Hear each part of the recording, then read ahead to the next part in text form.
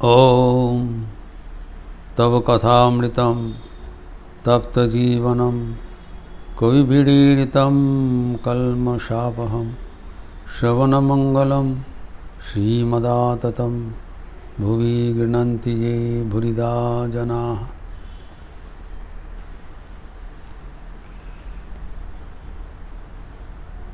श्री श्री ठाकुर के साथ एक आश्चर्य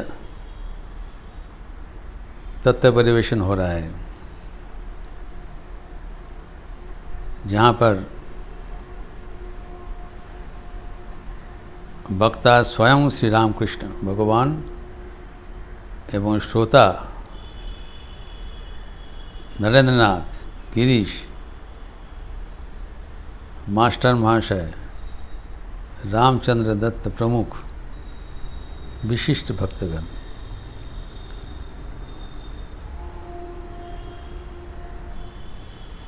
और कूट शास्त्र का चर्चा हो रहा है। जैसे कल कहा गया था कि ये बहुत विरल है, इसे रेयर, ये साधारण नहीं है, असाधारण है। जैसे कि कठोपनिषद में कहा गया है 127 प्रथम अध्याय द्वितीय अनुवाक एवं सप्तम श्लोक, श्रवणायापि बहुवीर्यो न लभ्यः शृण्वन्तोऽपि बहवो जो न विद्युः। ये सब बात बहुत कम को सुनने को लिए मिलता है। ये विरल चर्चा है, शायद ही किसी को सौभाग्य मिलता है, अवसर मिलता है ये सब तात्विक बात सुनने का। और सुनने पर भी ये समझ में नहीं आता है, समझ नहीं पाते। तो कैसे समझेगा? आश्चर्य वक्ता कुशलस्य लब्ध्या, आश्चर्य ज्ञाता कुशलानुशिष्ट है। अगर जो वक्ता वो आश्चर्य हो, कुशल हो, और जो श्रोता वो भी कुशल हो, दोनों पक्ष होना चाहिए। जो बोलेंगे उसका भी समर्थ होना चाहिए और जो सुनेंगे उसका भी प्रस्तुति होना चाहिए। दोनों अगर बराबर हो तब ये ज्ञान लाभ संभव है। इससे और आश्चर्य की बात और क्या हो सकता है? वक्ता स्वयं भगवान और श्रोता स्वयं नर ऋषि शिवावतार नरेंद्र एवं भैरव गिरीश प्रमुख। तो ये चर्चा इसलिए अत्यंत महत्वपूर्ण है। और लेखक स्वयं मास्टर महाशय। तो नरेंद्रनाथ प्रश्न पूछा था विशिष्ट द्वैतबोध की, ठाकुर उसको समझाया। पहले एक बेल का उदाहरण देके समझाया, जो कि हम कल देखे हैं। यद्यपि बेल का जो सार अंश है, शांश, फ्लैश, गूदा, वो खोपड़ा और बीज निकाल देने पर ही मिलता है। लेकिन बेल को अगर वजन करना चाहिए तब सब कुछ लेके ही वजन करना चाहिए। सिर्फ फ्लैश से बेल का पूरा परिमाप नहीं होगा। इसलिए भगवान क्या है जानने के लिए पहले तो नेति नेति करके भगवान को स्वरूप उपलब्धि करना चाहिए। अनित्य छोड़ के नित्य तक पहुंचना पड़ेगा।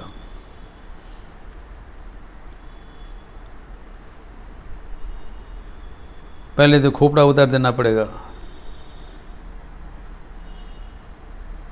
फिर उसका बीज निकालना पड़ेगा, फिर उसका भीतर का फ्लैश मिलेगा।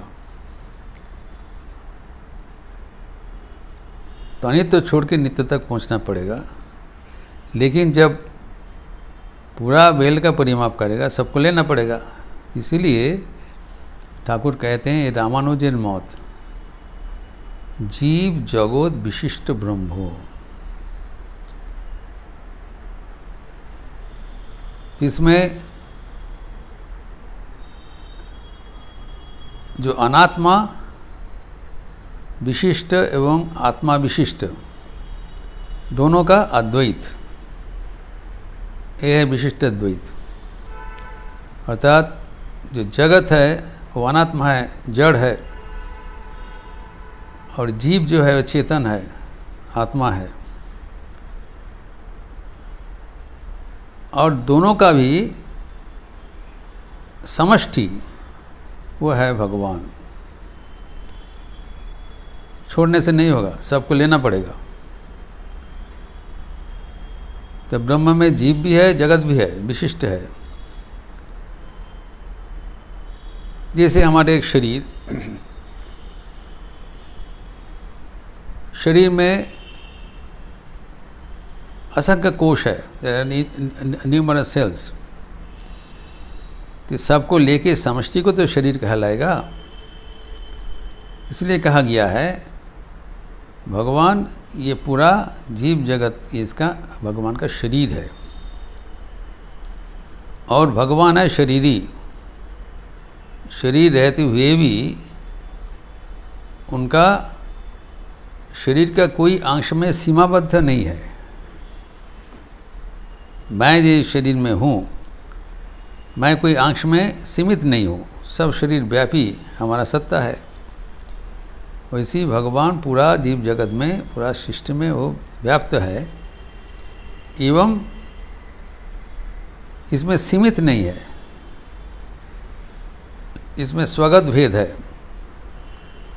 जो जीव और जगत में अलग है, दे आर नॉट सेम, लेकिन दोनों ही भगवान से युक्त हुए हैं। It doesn't negate anything. सबको लेकर ही उसका भगवान का सत्ता मानते हैं।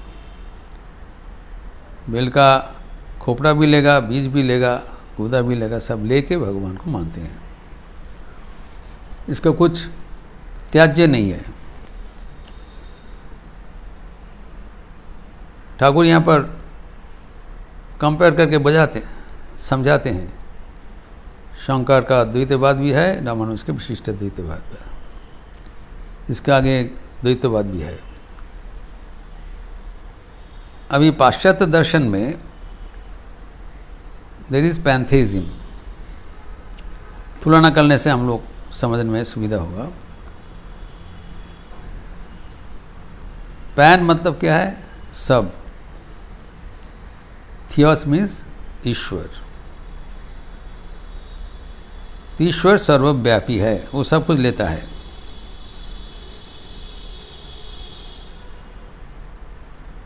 सर्वव्यापी ईश्वर का अस्तित्व है अभी। लेकिन वो पैंथेइज्म ईश्वर के ये सर्वव्यापी सृष्टि के अतिरिक्त और कोई सत्ता नहीं मानते हैं। ईश्वर ये सृष्टि में सीमित है, या विशिष्ट द्वैतवाद वो नहीं है। वो कहते हैं ईश्वर ये सृष्टि में रहते हुए भी और अधिक कुछ है, ये समझना पड़ेगा। विशिष्ट द्वैतवाद जो ठाकुर कह रहे हैं, इसको आगे भी कुछ है। श्वेताक्षर उपनिषद में कहा गया है 3:14 सभूमिं विश्वतो वित्वा सभूमिं विश्वतो वृत्य अत्यतिष्ठ दशांगुलम। अर्थात ये जो चारों जो भूमि है, सृष्टि है, सबको परिव्याप्त करके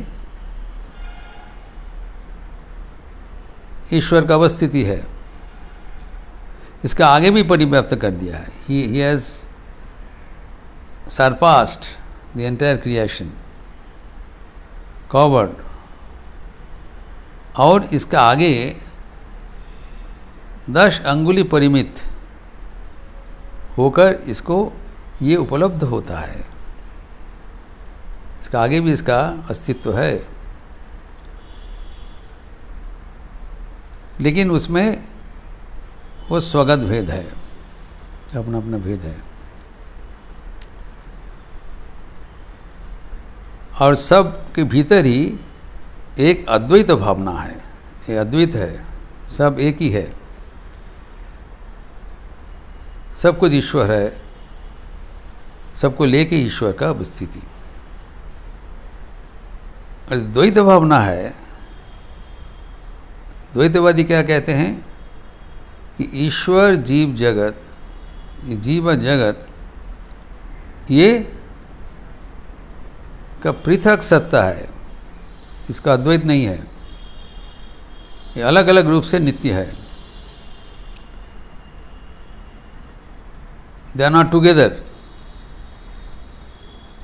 दे आर इटर्नली सेपरेट। जैसे पैरेलल लाइन है, पैरेलल लाइन नेवर मीट, जैसे in mathematics they meet in infinity, अर्थात दे नेवर मीट। ईश्वर जी से अलग है, जीव भी उससे अलग है, जगत भी अलग है। जीव जगत ईश्वर बराबर नित्य पृथक है, कभी इसको एकत्व नहीं होगा। इसीलिए कहता है द्वैत भेद है। अभी जो अद्वैत है वो कहते हैं ये तीनों ही एक है। शंकराचार्य की अद्वैतवाद है, सभी वेद को समर्थन कर रहे हैं, सबका ही जो समर्थन जो सूत्र है, सोर्स है, सब वेद है, वेद के ऊपर आधारित है। अपना अपना मतानुसार जो वेद में कहा गया है उसको उद्धृत करते हैं, और दूसरे श्लोक को अपना मतानुसार उसको व्याख्यान करते हैं, sometimes even bye text torturing. तो अभी अद्वैत भावना है कि सब एक ही है। ये जो विशिष्ट द्वैत स्वगत भेद है, भेद नहीं मानते हैं, और वो विशिष्ट द्वैत को भी द्वैत कहते हैं। जहाँ भेद माना जाता है द्वैत है। तत्वत्व वो स्वीकार्य नहीं है। अगर भगवान एक होंगे, इट इज इन्फिनिटी, तब अद्वितीय होना चाहिए, एकमेव अद्वितीयम। आइदर यू एक्सेप्ट वन और you accept many. When you are saying God is one, एक ही है, तो अगर दूसरा भगवान छोड़ के कुछ अस्तित्व स्वीकार करे तो भगवान का शक्ति सीमित हो जाता है। इन्फिनिटी कैनॉट बी डोमेन्ड, सीमा नहीं हो सकता है। इसीलिए सबको एक ही मानना पड़ेगा, ये अलग नहीं हो सकता है। अभी द्वैतवादी कहते हैं ये जो परिदृश्यमान जगत है, अब जो बोल रहा है ये जगत नहीं है, ये अलिक है, हम कैसे मानेंगे? दिखाई पड़ रहा है। जैसे गिरीश घोष बोल रहे हैं, नौरे नामजीता के देखे छी, हैव सीन हिम। तो जो परिदृश्यमान जगत है इसको डिनाई कैसे करोगे? अद्वैतवादी कहते हैं जिसको दिखाई पड़ रहा है वो तो सब समय सत्य नहीं होता है। ये उनका युक्ति है, फुट युक्ति है। अगर आप एक रज्जु में सर्प देख रहे हो, आप देख रहे हो सर्प, लेकिन सर्प है, जो दिखाई पड़ता है वो तो सब समय सत्य नहीं होता है। You are seeing a snake in a rope, एक रस्सी है, रस्सी को आप सांप जैसे भ्रम दर्शन हो रहा है, आप तो दर्शन कर रहे हो, लेकिन दर्शन क्या सत्य है? जब ज्ञान होगा तब देखोगे यार वहाँ पर तो सर्प था ही नहीं, सर्प कहाँ चला गया, कहाँ वैनिश्ड हो गया। तो जिसका बराबर के लिए स्थिति नहीं, उसको क्या कहता है? मिथ्या। वो तो नित्य नहीं है, सत्य नहीं है। सत्य जो त्रिकाल में रहेगा, तो ज्ञान का उन्मेष से जो इसका अंतरित हो जाता है तो उसको तो सत्य नहीं माना जाएगा। तो अर्थात ब्रह्म के ऊपर आप जीव जगत सुपर इम्पोज करके आप देख रहे हो, वो तुम्हारा दृष्टि का भ्रम है, वो सत्य नहीं है। और दूसरा जो युक्ति देते हैं अद्वैतवादी, वो और भी मारात्मक है, डेंजरस। वो कहते हैं जो कुछ देखा जाता है वही मिथ्या है, जो कुछ दृश्य है वही मिथ्या है। कारण जो दृश्य है, जो कुछ दिखा जाता है, वो निरपेक्ष नहीं है, वो दृष्टा के ऊपर निर्भरशील है। अगर कोई देखने वाला है तभी तो दृश्य बनेगा, दृष्टा होगा तभी तो दृश्य बनेगा। दृष्टा नहीं है तो दृश्य का कोई मतलब नहीं है। So the object exist only when there is a subject. देखने वाला है, दृष्टा है, और दृष्टा का ऊपर वो दृश्य निर्भरशील है। दृष्टा जैसे देखते हैं वो दृश्य बदलते रहते हैं। दूर में एक पेड़ अंधेरा में दिखाई पड़ रहा है, अल्प आलोक है। जो चोर है वो देख रहे हैं, वो दृष्टा है, वो देख रहे हैं वो पुलिस है, और अकॉर्डिंगली वो डर के वजह से भाग रहा है। और जो प्रेमिक है वो दूर से देखते हैं वो है मेरा प्रेमिका, तो उनके लिए वो आगे बढ़ रहे हैं। The reaction varies depending on the perception. दृश्य तो एक ही है, दृष्टा का दृष्टि के ऊपर निर्भरशील है। और तीसरा व्यक्ति देखते हैं वो पेड़ ही है, ना चोर है ना कोई प्रेमिका है, कोई आदमी नहीं है, पेड़ है, तो उसका उपेक्षा रहेगा। तो जो चीज का स्वरूप नहीं है, वो निरपेक्ष नहीं है, तो उसका सत्यता भी नहीं है। It doesn't exist bye its own merit, it is dependent on the दृष्टा। तो अद्वैतवादी कहते दृष्टा ही सत्य है। दृश्य दृष्टा के ऊपर निर्भरशील है, लेकिन दृष्टा दृश्य के ऊपर निर्भरशील नहीं है। दृश्य अगर नहीं भी रहेगा, दृष्टा तो रहेगा। दृष्टा ऑलवेज एग्जिस्ट्स, ब्रह्मन ऑलवेज एग्जिस्ट्स। दृश्य को निर्भरशील नहीं है, दृश्य हो और नहीं हो, ब्रह्मन तो है। लेकिन दृष्टा नहीं होने से दृश्य नहीं होगा। दृश्य दृष्टा को निर्भरशील, इसलिए दृश्य का कोई एब्सोल्यूट एग्जिस्टेंस नहीं है। जो एब्सोल्यूट एग्जिस्टेंस है वो सिर्फ दृष्टा का है, एकमात्र ब्रह्म का है, वही अद्वैत है। तो ये तीनों का जो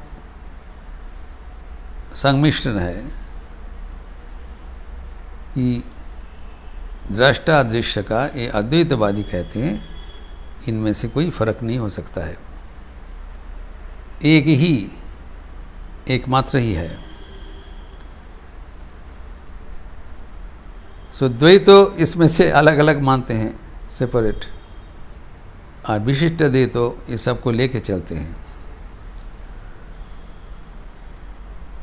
अभी वेदांत में ये सब जो विभिन्न प्रकरण है, ये सभी सत्य है। तो अभी एक एक व्यक्ति एक एक किस्म का मानते हैं। अभी ठाकुर एक आश्चर्य समन्वय कर रहे हैं। ठाकुर जो बोल रहे हैं कि ये सभी सत्य है, एक आश्चर्य बात सुना रहे हैं। जो अद्वैतवादी है वो अद्वैत मत अनुसार करके ब्रह्म का दर्शन करते हैं, और उनके लिए अद्वैतवाद सत्य है। जो विशिष्ट अद्वैतवाद है वो भी विशिष्ट द्वैत मतानुसार भगवान को उपलब्धि करते हैं, उसके लिए विशिष्ट द्वैत भी सत्य है। अद्वैतवादी भगवान को द्वैत रूप से दर्शन करते हैं, उसके लिए द्वैतवाद भी सत्य है। लेकिन एक को जब मान लिया तब दूसरा को मान नहीं सकते हो। भगवान साइमल्टेनियसली तो अद्वैत द्वैत तो नहीं हो सकता है, ठाकुर कहते हैं हो सकता है। This is the difference. Thakur का अनूठा कंट्रीब्यूशन नहीं है कि ठाकुर कहते हैं each is true individually and simultaneously. Special contribution, या आश्चर्य समन्वय कर दिया। जो द्वैतवादी का जो दर्शन है वो भी सत्य है, लेकिन उसके लिए हमें ये मानना जरूरी नहीं है जो अद्वैतवाद मिथ्या है। जब मन अद्वैतवाद की भूमि में आएगा तो अद्वैत उनके लिए सत्य होगा। जब द्वैत अनुभूति होगा तब द्वैत भी सत्य होगा। विशिष्ट द्वैत में विशिष्ट द्वैत सत्य होगा। So everything becomes true simultaneously and individually। क्योंकि यहाँ पर विशिष्ट द्वैत तो क्या है, नरेंद्रनाथ को समझाते हुए ठाकुर कहते हैं कि मैं देख रहा हूँ तिन्हीं सब हुए चिन्ह। अद्भुत बात है। ये कोई हमारे लिए विचार का वितर्क का विषय नहीं है। ईश्वर का निर्णय विचार वितर्क से नहीं हो सकता है, अनुभूति से हो सकता है। इसीलिए ठाकुर सबको अनुभूति का राज्य में आह्वान कर रहे हैं। अनुभव करो और सबको ही सत्य प्रतीयमान होगा। विशिष्ट द्वैत में कहते हैं कि मैं देख रहा हूँ तिन्हीं सब हुए चिन्ह, सब कुछ वही बैठे हैं। और अद्भुत बात बोल रहे हैं, ताओ बटे ताओ बटे। वो भी सत्य है, ये भी सत्य है, एक साथ सभी सत्य है। एवं वो सत्य में उपनीत होने के लिए आपको उस मार्ग में वो अनुभूति राज्य पहुंचना पड़ेगा। तो विशिष्ट द्वैत के बाद बोल रहे हैं कि भगवान सबके भीतर अनुस्यूत है। और जिसे कहा गया उपनिषद में, सभूमिम विश्वतो वृत्त्वा अत्र तिष्ठ दर्शन, सबको परिव्याप्त होकर भगवान विराजमान है। ये अनुभूति का बात है। वेदांत में जो कहा गया है ये कोई विचार का बात नहीं है। ऋषिगण एक एक उपाय से उपलब्धि करके लिख के गया है। ये अनुभूति लब्ध सत्य है, जो कि हम लोग भी हमारा अनुभूति से उसको वेरीफाई कर सकते हैं। ठाकुर हमें सबको वो अनुभूति का राज्य के लिए अपना जीवन को दर्शन कराते हुए, दृष्टांत देते हुए ये शास्त्र के मीमांसा कर रहे हैं। ये चर्चा हम लोग फिर विस्तार अगले दिन करेंगे। ओम शांति शांति शांति। हरि ओम तत्सत। श्री रामकृष्णार्पणमस्तु। आज मंगलवार की अवसर है, शाम को हनुमान चालीसा होगी, लिपि दिया जाएगा। आप लोग सब स्वागत है। अच्छे रहिए, स्वस्थ रहिए, आनंद में रहिए। नमस्कार।